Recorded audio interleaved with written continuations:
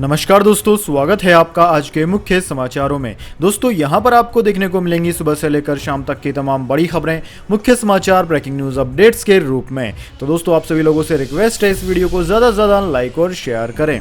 तो दोस्तों सीधे चलते हैं आज की पहली बड़ी खबर की ओर। कैप्टन अमरिंदर का बड़ा सियासी हमला। पंजाब के पूर्व सीएम बोले, राहुल गांधी और प्रियंका गांधी अनुभवहीन, सिद्धू के खिलाफ चुनाव में उतारूंगा मजबूत कैंडिडेट। जी हां दोस्तों, पंजाब के सीएम पद से इस्तीफा देने के बाद कैप्टन अमरिंदर सिंह ने अब बड़ा सियासी हमला किया है। कैप्टन ने नवजोत सिंह सिद्धू से लेकर राहुल गांधी और प्रियंका गांधी को भी नहीं बख्शा। कैप्टन ने राहुल व प्रियंका को अपने बच्चे जैसे बताते हुए कहा कि उन्हें अभी राजनीति का अनुभव नहीं है। कैप्टन ने यह भी कह दिया कि वो नवजोत सिंह सिद्धू को किसी भी सूरत में सीएम नहीं बनने देंगे। अगर सिद्धू मुख्यमंत्री चेहरा हुए तो कांग्रेस विधानसभा में डबल जेड लाइक भी सीट नहीं जीत पाएगी। इससे साफ है कि कैप्टन अमरिंदर सिंह ने अब अपनी सियासी राह चुनने की तैयारी कर ली है। वह नई पार्टी बनाएंगे या बीजेपी अथवा किसी दूसरे दल में जाएंगे, इसको लेकर उन्होंने खुलासा नहीं किया है। सिद्धू को पंजाब का सीएम बनने से रोकने के लिए हर कुर्बानी देने को वह तैयार है। उनके खिलाफ मजबूत कैंडिडेट भी वह उतारेंगे ताकि 2022 में चुनाव न जीत सके। अगर सिद्धू सीएम फेस हुए तो कांग्रेस का डबल डिजिट में पहुंचना भी बहुत बड़ी मुश्किल रहेगी, यह भी उन्होंने कहा है।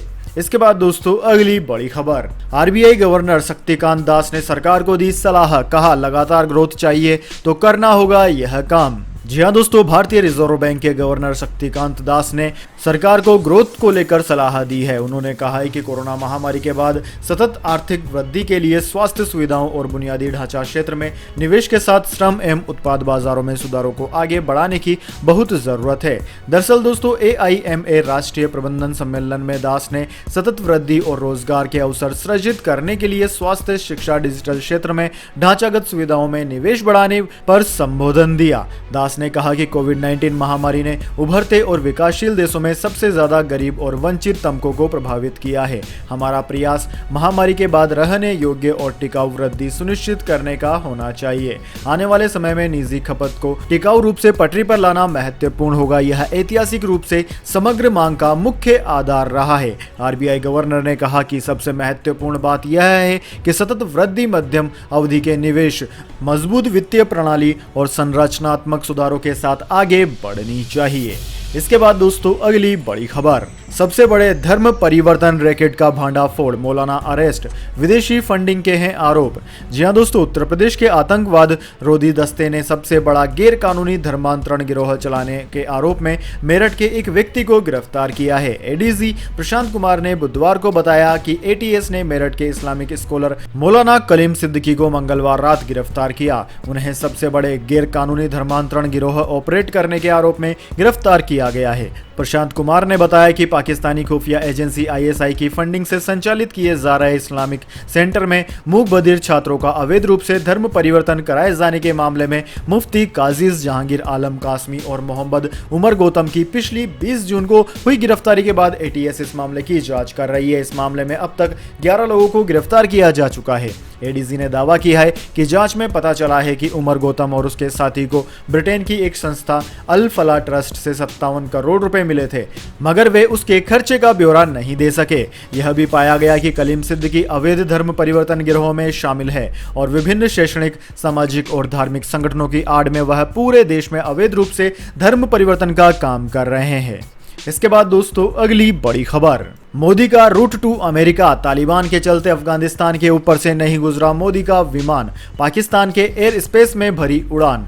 जी हां दोस्तों, बुधवार को अमेरिकी यात्रा पर रवाना हुए प्रधानमंत्री के विमान ने अफगानिस्तान के ऊपर से उड़ान नहीं भरी। सुरक्षा कारणों से यह फैसला लिया गया। वहीं अमेरिका तक अपनी नॉन स्टॉप फ्लाइट के लिए उन्होंने पाकिस्तान के एयर स्पेस का इस्तेमाल किया।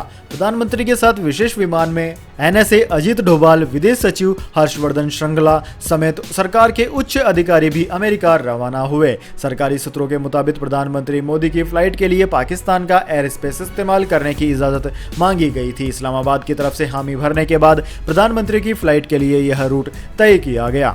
भारत से अमेरिका का एयर रूट पाकिस्तान और अफगानिस्तान से होकर गुजरता है। इसके बाद विमान तजाकिस्तान की सीमा से होते हुए नॉर्थ अटलांटिक ओशन के ऊपर से उड़ान भरता है। हालांकि अमेरिका के अलग अलग शहरों तक जाने वाली उड़ानें अपने रूट में थोड़ा बदलाव करती है। दोस्तों, प्रधानमंत्री का विशेष विमान नई दिल्ली से अमेरिका की नॉन स्टॉप उड़ान में 15 घंटे का समय लेगा। हालांकि अफगानिस्तान का एयर स्पेस इस्तेमाल न करने की वजह से इसमें कुछ घंटे की बढ़ोतरी हुई है। अफगानिस्तान पर पूरी तरह कब्जे के बाद तालिबान ने 16 अगस्त से अपना एयर स्पेस कमर्शियल उड़ानों के लिए बंद कर दिया था। भारत सरकार ने एयरलाइंस कंपनियों को अफगानिस्तान के हवाई क्षेत्र से उड़ान न भरने की एडवाइजरी भी जारी की है। इसके बाद दोस्तों, अगली बड़ी खबर, आखिरकार साफ हुई तालिबानी मंत्रिमंडल की तस्वीर। जाने किसे मिला कौन सा विभाग।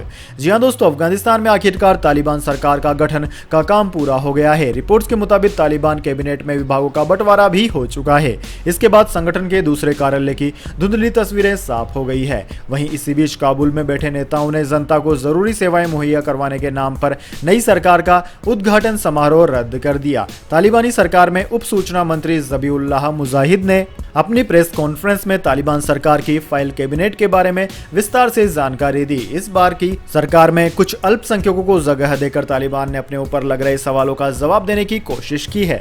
नई कैबिनेट से जुड़े एक सवाल के जवाब में मुजाहिद ने उम्मीद जताई कि उन्हें उम्मीद है कि निकट भविष्य में अंतर्राष्ट्रीय समुदाय उनके मंत्रिमंडल को मान्यता देगा। इसी दौरान मुजाहिद ने देश की माली हालत पर भी विचार चर्चा करते हुए कहा कि घरेलू राजस्व बुनियादी जरूरतों के लिए पर्याप्त हो सकता है, वहीं बाकी कामों के लिए फंड का इंतजाम करने की योजना बन रही है। मुजाहिद ने कहा कि हम सभी राजनयिक माध्यमों का इस्तेमाल अफगान संपत्ति को मुक्त करने के लिए कर रहे हैं। मुजाहिद ने यह भी कहा कि काबुल हवाई अड्डे का मुख्य रडार पूरी तरह खराब हो गया है और इसकी मरम्मत के बाद अंतर्राष्ट्रीय वाणिज्यिक उड़ानें फिर से शुरू हो जाएंगी। इसके बाद दोस्तों, अगली बड़ी खबर, कोविड-19 से मरने वालों के परिजनों को केंद्र सरकार देगी 50,000 रुपए, सरकार ने सुप्रीम कोर्ट में बताया। जी हां दोस्तों, कोविड-19 से देश में मरने वाले परिवारों को अनुग्रह राशि के तौर पर 50,000 रुपए दिए जाएंगे। केंद्र सरकार ने इस मामले में बुधवार को एक हलफनामे में सुप्रीम कोर्ट को यह जानकारी दी। पीटीआई की खबर के मुताबिक राष्ट्रीय आपदा प्रबंधन प्राधिकरण ने सिफारिश की थी कि कोविड-19 से मरने वालों के परिजनों को 50,000 रुपए दिए जाएं। दोस्तों, खबर के मुताबिक हलफनामे में कहा गया है कि कोविड-19 राहत काम में शामिल होने या महामारी से निपटने की तैयारी से जुड़ी गतिविधियों में शामिल होने के चलते वायरस से मरने वालों के परिजनों को भी अनुग्रह सहायता दी जाएगी। सरकार ने कहा कि स्वास्थ्य और परिवार कल्याण मंत्रालय और आईसीएमआर की तरफ से जारी दिशा निर्देशों के मुताबिक कोरोना वायरस के चलते हुई मौतों को प्रमाणित किए जाने के तहत अनुग्रह सहायता राशि दी जाएगी।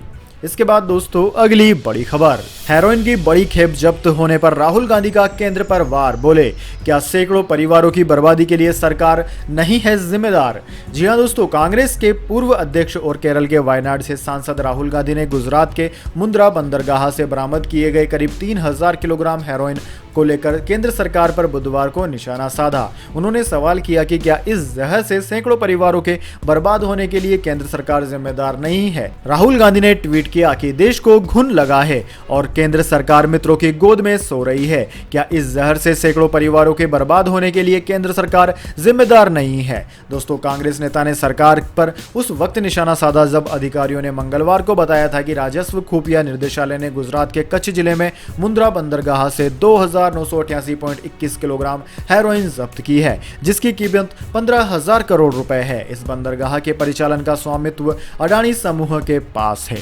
इसके बाद दोस्तों, अगली बड़ी खबर, भारत के दबाव के आगे झुका ब्रिटेन, दी कोविशील्ड को मान्यता, ट्रेवल की नई गाइडलाइंस हुई जारी। जी हां दोस्तों, ब्रिटेन ने बुधवार को नई ट्रेवल एडवाइजरी जारी करते हुए कोविशील्ड को अप्रूव्ड वैक्सीन के रूप में योग्य किया है। इससे पहले यूके ने ट्रेवल एडवाइजरी जारी कर कोविशील्ड वैक्सीन लिए हुए लोगों को यात्रा के लिए योग्य नहीं माना था। भारत से जाने वाले यात्रियों को 10 दिन के क्वारंटाइन से गुजरना पड़ रहा था। ब्रिटेन ने नई एडवाइजरी में कहा है कि 4 लिस्टेड वैक्सीन जैसे कि एस्ट्राजेनिका, कोविशील्ड, एस्ट्राजेनिका, वैक्सीजेरिया और मॉडर्ना टाकेज को अप्रूव्ड वैक्सीन के रूप में माना है। इससे पहले ब्रिटेन के नए यात्रा नियमों के अनुसार सीरम इंस्टीट्यूट ऑफ इंडिया द्वारा बनाए गए कोविशील्ड टीके की दोनों खुराक लेने वाले लोगों के टीकाकरण को मान्यता नहीं दी गई थी। ब्रिटेन के इस फैसले की व्यापक निंदा हुई थी, जिसके बाद सरकार ने नई एडवाइजरी जारी करी और उसमें कोविशील्ड को अप्रूव्ड टीकों की श्रेणी में डाल दिया।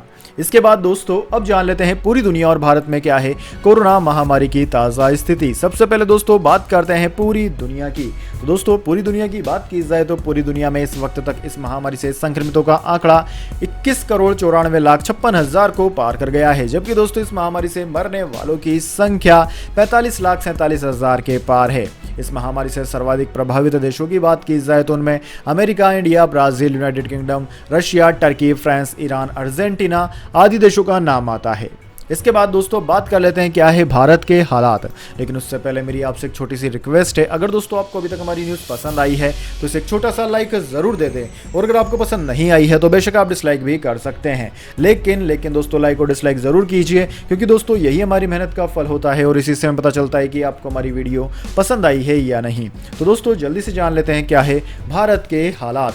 दोस्तों भारत में इस वक्त तक इस महामारी से संक्रमितों का आंकड़ा 3,35,31,000 को पार कर गया है, जबकि दोस्तों इस महामारी से मरने वालों की संख्या 4,45,000 के पार है। इस महामारी से सर्वाधिक प्रभावित राज्यों की बात की जाए तो उनमें महाराष्ट्र, केरला, कर्नाटक, तमिलनाडु, आंध्र प्रदेश, उत्तर प्रदेश, वेस्ट बंगाल, दिल्ली आदि राज्यों का नाम आता है। इसके बाद दोस्तों रुक करते हैं आज की अगली बड़ी खबर का। फेस्टिवल सीजन से पहले फ्लिपकार्ट ने खोला नौकरियों का पिटारा, 4,000 लोगों को मिलेगी नौकरी। जी हां दोस्तों, वॉलमार्ट के स्वामित्व वाली दिग्गज ई कॉमर्स कंपनी फ्लिपकार्ट ने बुधवार को कहा है कि वह एक अलग market place model Flipkart extra पेश कर रही है, ताकि इंडिविजुअल सर्विस एजेंसियों और टेक्नीशियनों को कमाई के अवसर प्रदान किए जा सके। दोस्तों Flipkart extra app Google play store पर उपलब्ध है। इसके जरिए फ्लिपकार्ट इच्छुक कंपनियों को एक सरल और सहज अनुभव प्रदान करेगा। एक बयान में कहा गया है कि बैकग्राउंड वेरिफिकेशन के बाद इंडिविजुअल विभिन्न भूमिकाओं के लिए खुद को ऑनबोर्ड करने में सक्षम होंगे, जिसमें आने वाले महीनों में डिलीवरी एग्जीक्यूटिव से शुरुआत होगी और बाद में सर्विस पार्टनर या टेक्नीशियन शामिल होंगे। इसमें कहा गया है कि नया प्लेटफॉर्म फ्लिपकार्ट की सप्लाई चेन को मजबूत करने में मदद करेगा। इससे पार्ट टाइम अवसर पैदा किए जा सकेंगे। दोस्तों बयान में कहा गया है कि फेस्टिवल सीजन और कंपनियों के बिग मिलियन डेज से पहले लॉन्च होने से देश भर में हजारों इंडिविजुअल टेक्नीशियन और सर्विस एजेंसियों को डिलीवरी पार्टनर के रूप में अतिरिक्त काम और कमाई के अवसर प्रदान करने में मदद मिलेगी। कंपनी का लक्ष्य दिसंबर 2021 तक फ्लिपकार्ट एक्स्ट्रा के माध्यम से 4,000 पार्ट टाइम एसोसिएट को जोड़ना है। इसके बाद दोस्तों अगली बड़ी खबर, गोल्ड सिल्वर प्राइस टुडे, सोना उछला चांदी भी चमकी। जानिए क्या है आज के ताजा दाम। जी हां दोस्तों, HDFC सिक्योरिटीज के अनुसार बुधवार को राष्ट्रीय राजधानी दिल्ली में सोना 196 रुपए बढ़कर 45,746 रुपए प्रति 10 ग्राम हो गया। वहीं चांदी की बात की जाए तो चांदी 319 रुपए चढ़कर 59,608 रुपए प्रति किलोग्राम पर चल रही है। अंतर्राष्ट्रीय बाजार की बात करें तो अंतर्राष्ट्रीय बाजार में सोना $1776 प्रति औंस, जबकि चांदी $22.72 प्रति औंस पर सपाट रही। इसके बाद दोस्तों अगली बड़ी खबर, निवेशकों को क्लियरेंस के लिए नहीं लगाने होंगे चक्कर, सरकार ने लॉन्च किया नेशनल सिंगल विंडो सिस्टम। जी हां दोस्तों, निवेशकों के लिए केंद्र सरकार ने बड़ी सौगात दी है। केंद्रीय मंत्री पीयूष गोयल ने बुधवार को निवेशकों के लिए नेशनल सिंगल विंडो सिस्टम यानी कि NSWS को लॉन्च किया है। इस अवसर पर गोयल ने कहा है कि यह सिंगल विंडो पोर्टल निवेशकों के लिए अप्रूवल और क्लियरेंस के लिए वन स्टॉप शॉप बन जाएगा। गोयल ने कहा है कि प्रधानमंत्री नरेंद्र मोदी के निर्णायक और साहसिक नेतृत्व ने भारत को बड़ा सपना देखने के लिए सक्षम और प्रोत्साहित किया है। यह सिस्टम इकोसिस्टम में पारदर्शिता, जिम्मेदारी और जवाबदेही लाएगा और सभी जानकारी एक ही डैशबोर्ड पर उपलब्ध होगी। माउस के एक क्लिक पर सभी समाधान उपलब्ध होंगे। यह पोर्टल आज की स्थिति में 18 सेंट्रल डिपार्टमेंट और 9 राज्यों में अप्रूवल को होस्ट करता है। दूसरे 14 सेंट्रल डिपार्टमेंट और 5 राज्यों को दिसंबर 2021 तक पोर्टल से जोड़ दिया जाएगा। इसके बाद दोस्तों अगली बड़ी खबर, अगर दोस्तों आपके पास भी है टेप से चिपका हुआ फटा हुआ नोट, तो इस जगह पर चलेंगे ऐसे नोट और मिलेंगे आपको पूरे पैसे भी। जी हाँ दोस्तों, कई बार ऐसा होता है कि आपको फटा या टेप चिपका हुआ नोट मिल जाता है और फिर ये नोट आप कहीं दे ही नहीं पाते हैं, क्योंकि दुकानदार भी इसे लेने से मना करते हैं। लेकिन इस टेप चिपके हुए नोट को बदलने के लिए RBI ने नए नियम बनाए हैं। जी हाँ दोस्तों, आपकी जानकारी के लिए हम यह सारे नियम आपको बता रहे हैं। दरअसल दोस्तों, भारतीय रिजर्व बैंक ऑफ इंडिया यानी कि RBI के साल 2017 के एक्सचेंज करेंसी नोट नियमों के अनुसार अगर एटीएम से आपको कटे फटे नोट मिलते हैं तो इन्हें आप आसानी से बदल सकते हैं और कोई भी सरकारी बैंक नोट बदलने से इनकार नहीं कर सकते। ऐसे नोटों को बैंक लेने से मना नहीं कर सकते। अगर आपका नोट टुकड़ों में फटा हो तो भी बैंक इसे बदलेगा। यहाँ तक कि फटे नोट का कोई हिस्सा गायब भी हो तो भी उसे एक्सचेंज किया जा सकता है। अगर किसी नोट का हिस्सा पूरी तरह से फटा हो, पूरा हिस्सा कट गया हो या पूरा नोट जल गया हो तो उसे सिर्फ आरबीआई के इशूड ऑफिस में बदला जा सकता है। इसके लिए आप एक फॉर्म भरकर सरकारी bank, private bank, currency chest या आरबीआई के इशू ऑफिस में जाकर बदल सकते हैं। इसमें आपको यह भी फायदा है कि आपको पूरा पैसा मिलेगा, लेकिन अगर नोट आपका ज्यादा फटा है तो आपको कुछ प्रतिशत पैसा वापस नहीं मिलेगा। जैसे कि मैं आपको बता दूं, 50 रुपए से कम वैल्यू वाले नोट का सबसे बड़ा टुकड़ा सामान्य नोट के 50% से ज्यादा बड़ा है तो इस नोट के बदले पर उसकी पूरी वैल्यू मिलेगी। अगर 50 रुपए से अधिक वैल्यू वाले नोट का सबसे बड़ा टुकड़ा सामान्य नोट की तुलना में 80% या इससे ज्यादा है तो भी इस नोट के बदले आपको पूरी कीमत मिलेगी। लेकिन अगर किसी नोट का आपके पास 40% ही हिस्सा है तो इस नोट के बदले आपको केवल 80% पैसा ही मिलेगा। इसके बाद दोस्तों अगली बड़ी खबर, देश में जल्द उड़ने वाली कार में कर सकेंगे सफर, पहली हाइब्रिड फ्लाइंग कार का मॉडल है तैयार। जी हां दोस्तों, लगातार बढ़ती जनसंख्या के कारण सड़कों पर लगने वाले जाम की वजह से ज्यादातर लोगों को परेशानी का सामना करना पड़ता है और इस वजह से कई बार लोग ऑफिस समेत कई जरूरी कामों के लिए समय पर नहीं पहुंच पाते हैं। देश के लोगों को जल्द ही इस समस्या से मुक्ति मिल सकती है और हाइब्रिड फ्लाइंग कारों के जरिए यात्रा कर सकते हैं। दरअसल दोस्तों, केंद्रीय नागरिक उड्डयन मंत्री ज्योतिरादित्य सिंधिया ने ट्वीट कर एशिया की पहली हाइब्रिड फ्लाइंग कार के मॉडल की जानकारी दी है और चेन्नई स्थित स्टार्टअप की युवा टीम द्वारा एशिया की पहली हाइब्रिड फ्लाइंग कार के कॉन्सेप्ट मॉडल से परिचित कराया है। दोस्तों, ज्योतिरादित्य सिंधिया ने ट्वीट करते हुए कहा कि हाइब्रिड फ्लाइंग कारों का इस्तेमाल लोगों और कार्गो को एक जगह से दूसरी जगह ले जाने के लिए किया जाएगा। इसके साथ उन्होंने कहा कि इससे भविष्य में मेडिकल के क्षेत्र में काफी मदद मिलने की उम्मीद है और इससे मेडिकल इमरजेंसी में लोगों की जिंदगी बचाई जा सकती है। इसके बाद दोस्तों अगली बड़ी खबर, यूएन के मंच से दुनिया को संबोधित करने की चाहत है तालिबान की। तालिबान ने कहा प्रवक्ता शाहीन को बनाए राजदूत। जी हां दोस्तों, अफगानिस्तान की सत्ता पर काबिज तालिबान संयुक्त राष्ट्र महासभा को संबोधित करना चाहता है। इस विषय में तालिबान सरकार में विदेश मंत्री आमिर खान मुत्ताकी ने यूएन महासचिव एंटोनियो गुटेरेस को पत्र लिखा है जिसमें गुजारिश की गई है कि प्रवक्ता सुहेल शाहीन को संयुक्त राष्ट्र में अफगानिस्तान का नया राजदूत बनाया जाए ताकि वो यूएनजीए के 76वें सेशन में अफगानिस्तान का प्रतिनिधित्व कर सके। संयुक्त राष्ट्र के प्रवक्ता स्टीफन दुजारिक ने न्यूज एजेंसी एएफपी को बताया कि तालिबान को यूएन में अफगानिस्तान का प्रतिनिधि बनने का मौका शायद ही मिले। दरअसल एंटोनियो गुटेरेस को मिला मुत्ताकी का पत्र 20 सितंबर को लिखा गया है जबकि महासचिव का उच्च स्तरीय सत्र 21 सितंबर से शुरू हो गया है जो कि 27 सितंबर तक चलेगा। ऐसे में तालिबान सरकार के कथित विदेश मंत्री के पत्र से यह साफ नहीं हो रहा है कि अफगान प्रतिनिधि खुद न्यूयॉर्क आकर अपनी बात रखना चाहते हैं या फिर कोविड-19 की वजह से दूसरे नेताओं की तरह उनकी कोई रिकॉर्डेड वीडियो मैसेज देने की योजना है। लेकिन फिर भी इन सब के बावजूद भी अफगानिस्तान को मान्यता मिलना बेहद ही मुश्किल नजर आ रहा है। तो दोस्तों यह थी आज की तमाम बड़ी खबरें। इसके बाद दोस्तों अब बारी आती है आज के माइंड क्विज क्वेश्चन की। जी हाँ दोस्तों, एक आसान से सवाल का जवाब देकर आप जीत सकते हैं एक अमेजिंग सरप्राइज गिफ्ट हमारे यूट्यूब चैनल की ओर से। तो दोस्तों आज का सवाल आपकी स्क्रीन पर आ चुका है। कुंभ का मेला कितने वर्षों के अंतराल में आयोजित होता है? जी हाँ दोस्तों, अगर आप जानते हैं कि कुंभ यानी कि महाकुंभ का मेला कितने वर्षों के अंतराल में आयोजित किया जाता है तो जल्दी से कमेंट बॉक्स में लिख दीजिए। अगर दोस्तों आपका उत्तर होता है एकदम सही और आप चुने जाते हैं लक्की विजेता के रूप में तो आपको मिल सकता है एक अमेजिंग सरप्राइज गिफ्ट हमारे यूट्यूब चैनल की ओर से। तो दोस्तों जल्दी से अपना उत्तर कमेंट बॉक्स में लिख दीजिए, वीडियो को लाइक कर लीजिए और चैनल को सब्सक्राइब करके बेल आइकन भी दबा लीजिए। धन्यवाद। वंदे मातरम। जय हिंद, जय भारत।